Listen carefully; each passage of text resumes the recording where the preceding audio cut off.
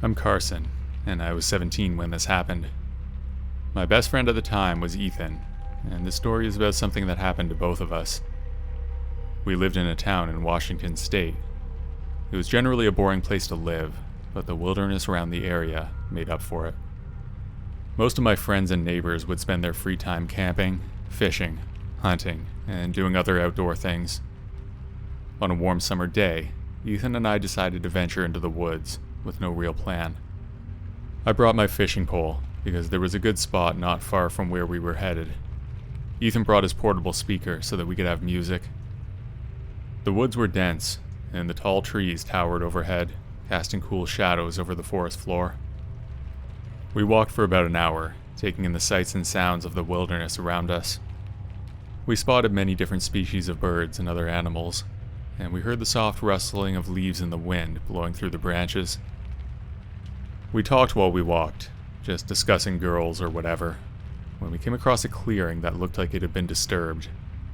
There were broken branches and torn leaves scattered all around, and the ground was all churned up, as if something heavy had been dragged across it.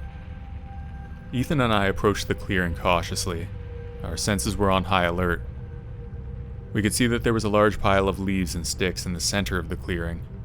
They had clearly been put there by a person, but we didn't know why. I got the creeps and suggested that we should head back. Ethan agreed, and we turned around. Not long after that, maybe 20 or 30 steps, I found something on the ground.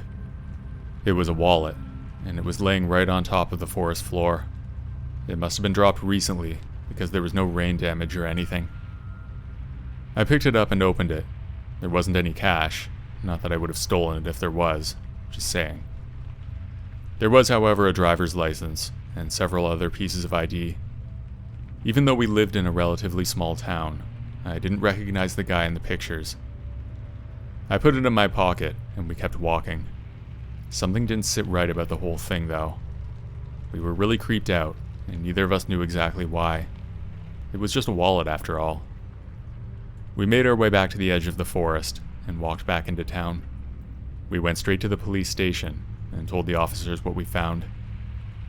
They listened to our story, and surprisingly, they were very concerned. They sent a team of investigators to the spot to collect evidence. The police combed through the area, and they found several disturbing things. Not far from where we found the wallet, they found a black garbage bag that was filled with clothes. Nothing particularly sinister, they weren't covered with blood or anything, but it was really creepy. We later found out that the man with the wallet was reported missing, and the clothes in the bag were determined to be his. Ethan and I were called to give our testimony, and we told the police everything we could remember about our discovery. It's been 2 years since this happened, and the man was never found. I didn't mention this before, but my town actually has a really high crime rate, and there's a dark underbelly involving the drug trade. If I had to guess, I would say that this had something to do with that. Either way, we learned that day that the woods can be very dangerous and scary.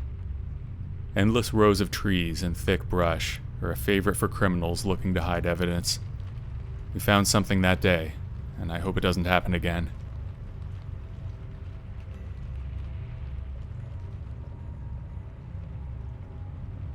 This happened a few weeks ago. I live in a nice neighborhood near my friends. I'll refer to myself as Dan, and my friends as Lucas, Kyle, and Dean.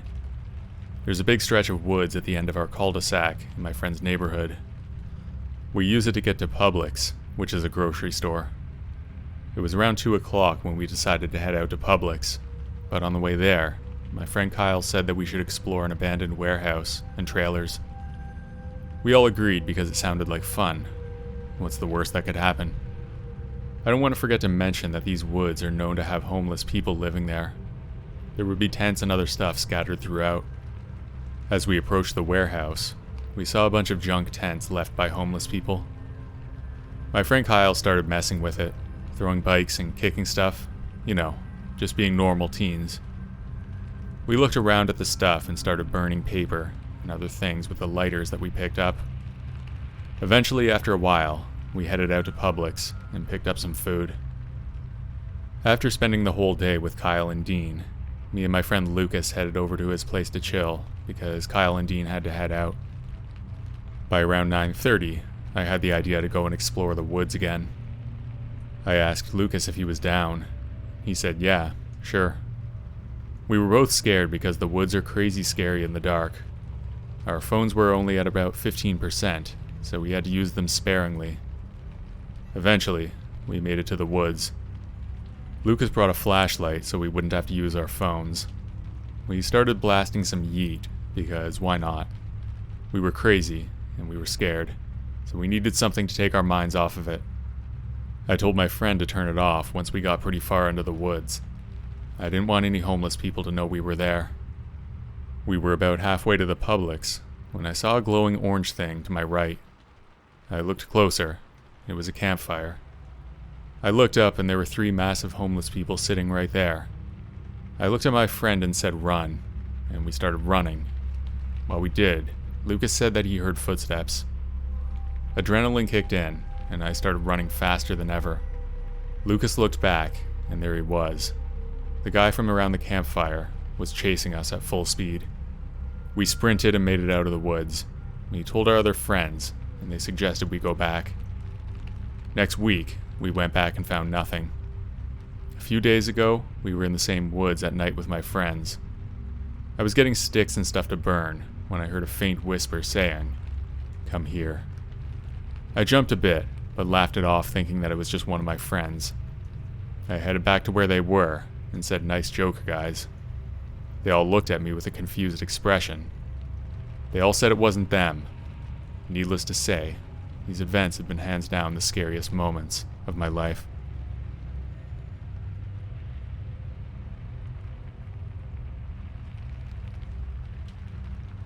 This story is about me and my closest friend, whose name is David. We both live in a small town surrounded by lush green forests, and we've always had a passion for exploring the wilderness. One day, we decided to venture into the woods and see what we could find. We packed our bags with food, water, and some basic supplies, and then set out on our adventure. The woods were alive with sounds of birds chirping and leaves rustling. We hiked for a few hours, taking in the beauty of the forest. As we made our way deeper, we stumbled upon a strange cabin in a secluded area. It looked abandoned and run down, and it seemed like it had been there for years. We approached it cautiously, our senses on high alert. As we got closer, we noticed that the door was slightly ajar. David and I nervously exchanged a glance, and then pushed the door open. We stepped inside, and were immediately struck by the mess that we saw. The cabin was cluttered with old newspapers, broken furniture, and cans of food. We walked around the living room for a minute or two. Neither of us said a word. Then we went to the kitchen, which was also in disarray. However, one thing was out of place. Sitting on top of the dusty table was a black bag that was clean and looked brand new. As soon as we saw it, we knew that it didn't belong.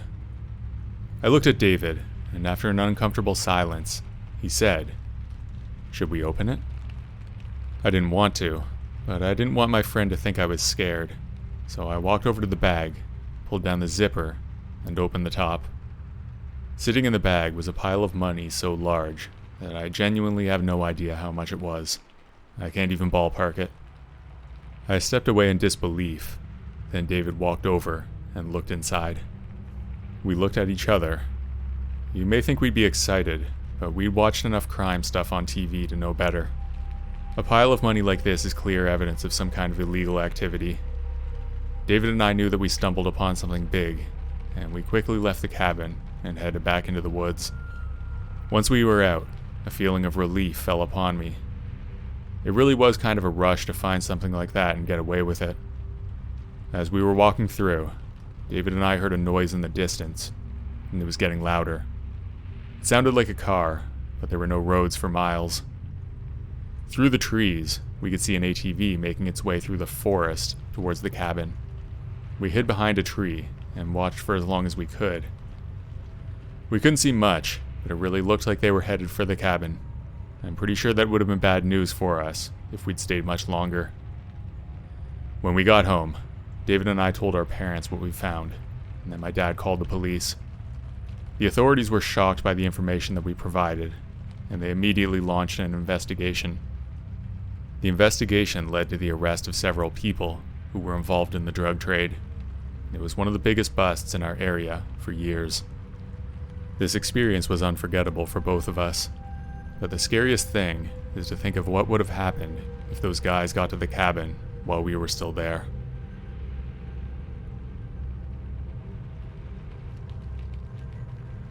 I used to hear tons of stories about ghosts, and I'd also watch a bunch of horror movies, but since I never had any experiences with ghosts myself, I thought it was all created by humans to make movies and shows about ghost hunters. One day, me and my two friends visited a spooky forest. It wasn't nearby, but we were able to get there and check it out because we love the natural atmosphere. It feels good to get some fresh air. By the time we reached the place, it was around 7 p.m., and it was already getting dark. There was no light source in the forest except at the entrance and the exit. It was much darker than we expected. My friend had his Apple, and I had my Tab with dual flash, so we decided to use them to see each other. An hour passed by. We were having a conversation and smoking cigarettes. We sat under a tree because it was thick enough that we could just lay back and relax. We were having a good time until we started to hear a sound, like two rocks smashing into each other, or maybe one rock smashing into the ground. We were pretty confused. I told my friends that it must be a cat trying to climb a tree and making the weak branches fall off. That seemed like enough to make the sound we were hearing, but it didn't stop for at least 3 or 4 minutes. After some time, it stopped for a while, but we were still assuming that it was an animal making the sounds. Things went silent for 5 minutes. We started our conversation about the forest's atmosphere. It was very windy and cold. Then a rock fell onto my friend's head. I wondered how a rock could be up there in the tree. Just 4 or 5 seconds later, a big branch fell from the tree onto my lap, scaring the crap out of me. Then, my friend felt water drops on the back of his neck from up in the tree. That was really strange because the rainy season had ended over 2 months before. Then the sound of the rock smashing started again, but it sounded like it was getting closer. Immediately, without any options to choose from, we decided to run out of that forest as quickly as we could. We left and got back safe and sound and headed for our homes. A few days after the incident, one of our friends posted a news story about the forest. There was a huge tower out there. We saw it from a distance, but we didn't get very close. It was a rocky area, and there was a chance that one of us could fall off a small cliff. The news story said that there was a boy passing by the tower, and he saw a severed head. The police were called in, but they couldn't find the body of the man, just the head. The question is, what happened to that guy? How in the world could this ever happen to someone? It makes me wonder if the experience we had a few days earlier had any connection to the death. Maybe it was the killer making the rock noises. We may never know. My questions are still unanswered, and I've never visited that forest again, and neither have any of my friends.